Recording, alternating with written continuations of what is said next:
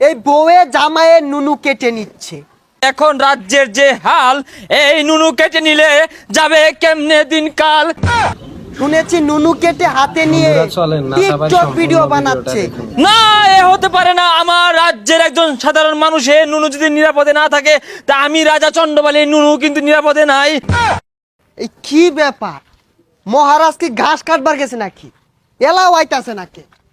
হুশিয়ার, সাবধান, মহারাজা চন্ডবালী হাজির। কই গো, একটু হুনে যাও, কি হয়েছে তোমার, কেন করো না রাও? কই গো, একটু হুনে যাও। খামোশ! কুল কুল ঠান্ডা মহারাজ। এ মহারাজ চন্ডবালী এত রেগে গেলে তো হবে না, রাজ্য চলবে না তো। খামোশ! 1.5 টাকার মন্ত্রী, আমার রাজ্য কিভাবে চালাবো এটা তোর বলতে হবে না। তোর কথা শুনে আমার মুতা ধরে গেল মন্ত্রী। মহারাজ, মুদ্রা আপাতত আটকাই রাখেন, কারণ এই রাজ্যে মুতা নিষেধ। চুপ কর বিয়াদব! আমি রাজা চন্ডবালী মুতে বুড়িয়ে আমার রাজ্যে বন্যা বসিয়ে দেব।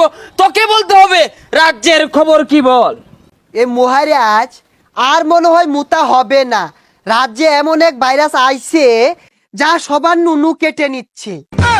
মন্ত্রী, এ কেমন ভাইরাস? আমি তো গলা কাটার কথা শুনেছি, ছালা ধরার কথা শুনেছি। এই নুনু কাটা ভাইরাস কোত্থেকে এলো? এর কি কোনো প্রতিকারক নেই?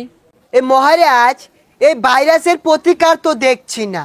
এই বউয়ে জামাইয়ের নুনু কেটে নিচ্ছে। কি বলছো মন্ত্রী? শুধু তাই নয় মহারাজ, শুনেছি নুনু কেটে হাতে নিয়ে টিকটক ভিডিও বানাচ্ছে ভাইরাল হওয়ার জন্য। না, এ হতে পারে না। আমার রাজ্যের একজন সাধারণ মানুষের নুনু যদি নিরাপদে না থাকে, তা আমি রাজা চন্ডবালী নুনু কিন্তু নিরাপদে নাই। আমি দেখলাম রানী হাতে একটা ছুরি নিয়ে কি জানি করার চেষ্টা করছে। আমার তো সন্দেহ হচ্ছে মন্ত্রী। না মহারাজ, রানীমা তো দেখলাম আপেল কাটার জন্য ছুরি নিয়ে ঘুরছে। না না মন্ত্রী, আমি বিশ্বাস করি না। রানীমা আপেল কাটতে ছুরি হাতে নেই নাই। তোমার রানীমা কিন্তু খুব রাগী। আমার সন্দেহ হচ্ছে নুনু কাটা ষড়যন্ত্র চলছে। সিপাহী, আদেশ করুন মহারাজ। এই তোমাদের নুনুর কি হাল? আপাতত ঠিক আছে মহারাজ। আপনার এ কথা শোনার পরে আমাদেরও ভয় হচ্ছে মহারাজ। তোমাদের নুনু ভালো থাকলে ভালো। এখন রাজ্যের যে হাল, এই নুনু কেটে নিলে যাবে কেমনে দিনকাল। মন্ত্রী, এর থেকে বাঁচার কি কোনো উপায় নেই? মহারাজ, উপায় একটা আছে। এই বড় দেখে একটা তালা মেরে দিলে কেউ আর নুনু কাটতে পারবে না। তাহলে তাই করো মন্ত্রী। আমার রাজ্যের সকল প্রজাদের জন্য তুমি বাংলা ছোট ছোট তালা এনে মেরে দাও নুনুতে। আর আমার জন্য একটি বড় চাইনা তালা নিয়ে আসো, যেটা 20 থেকে 30 কেজি ওজনের হবে। কেননা আমার রাজ্য থেকে যদি আমার নুনু হারিয়ে যায়, তাহলে সবাই বলবে চন্ডবালী হচ্ছে নুনু কাটা রাজা।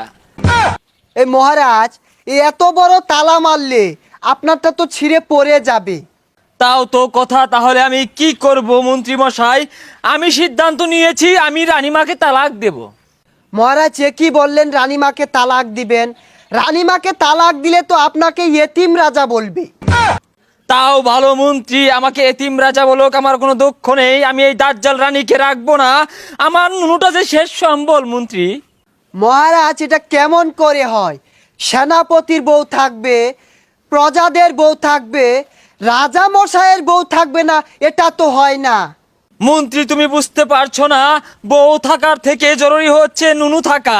আমার রাজ্যে ঢাক ঢোল পিটিয়ে তুমি ঘোষণা করে দাও, এই চন্ডবালীর রাজ্যে কারোরই বউ থাকবে না। আর যার বউ থাকবে, যদি তার নুনু কাটা পড়ে, সেই দায়ীবার কিন্তু আমি নেব না মন্ত্রী। ঠিক আছে মহারাজ। এই সিপাহী, সারা রাজ্যে ডেরা পিটিয়ে দাও, কারো বউ থাকা যাবে না। এই চন্ডবালীর রাজ্যে এই প্রতিবন্ধী বিছুনলাকে কে রেখেছে? 1.5 ঘন্টা ধরে পাক্কুন পারছি, একটু বাতাসও করছে না। এই নুনু কাটার গল্প শুনে আমার শরীর যে ঘেমে গেল। ইচ্ছি মহারাজ। শুনুন শুনুন শুনুন, মহারাজার আদেশ, এই রাজ্যে কারো বউ থাকা চলবে না। আর যদি কারো বউ থাকে, নুনু কাটা পড়লে এর দায়ভার কিন্তু মহারাজা নিতে পারবে না।